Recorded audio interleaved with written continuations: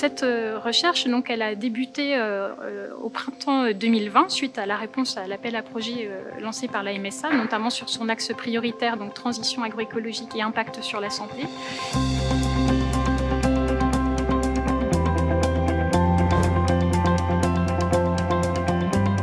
L'enjeu de ce programme de recherche, c'est vraiment de comprendre ce changement de pratiques qui sont aujourd'hui englobés sous le terme d'agroécologie, implique comme changement dans les conditions de travail des agriculteurs et agricultrices, mais aussi des salariés agricoles. Au-delà des enjeux d'écologisation d'agriculture, recentrer l'attention sur la dimension humaine et sociale de cette transition. Nous avons choisi la filière viticole parce que c'est une filière dans laquelle le passage à l'agroécologie implique un besoin important en main-d'œuvre. L'objectif de ce projet Transat, c'est de faire une dizaine d'entretiens, d'interviews auprès des viticulteurs, mais aussi le même nombre d'entretiens auprès de leurs salariés.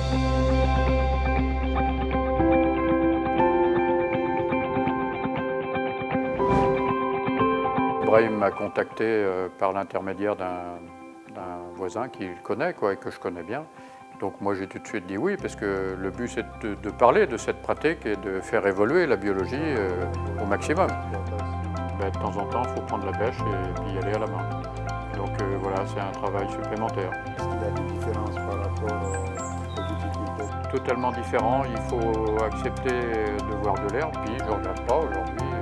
Sur la question des tendances qui pourraient se dégager, ces premiers résultats provisoires, j'insiste, c'est qu'effectivement le passage à des pratiques plus écologiques en viticulture, par exemple, ça se manifeste par la question du passage du désherbage chimique au désherbage mécanique. Si on devait parler des changements que ça implique dans notre profession, je dirais qu'on est vraiment beaucoup plus dépendant de la météo.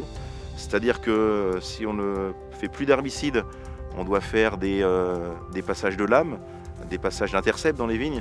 Quand il pleut, c'est tout à fait impossible. On peut voir que là, dans ce cas précis, le désherbage mécanique peut entraîner ou déplacer des pénibilités qui n'existaient pas dans l'agriculture plus conventionnelle. Alors en charge de travail, évidemment, c'est là où le bas blesse. On travaille beaucoup plus d'heures dans les vignes au niveau du travail du sol. Souvent, ce qui revient, c'est qu'ils n'ont pas suffisamment de formation à leur disposition. Ils aimeraient avoir plus d'accès à savoir comment préserver aussi leur santé. Je pense une explication aussi avec les gens qui travaillent avec nous du pourquoi on change des choses, du pourquoi on met plus certains produits. Du côté des vignerons et vigneronnes également, ce qui pèse plus sur eux, c'est ce qu'on appelle la paperasse, la charge aussi administrative qui est due à la fois aux certifications environnementales auxquelles ils doivent se conformer, mais également au cahier des charges des différents AOC.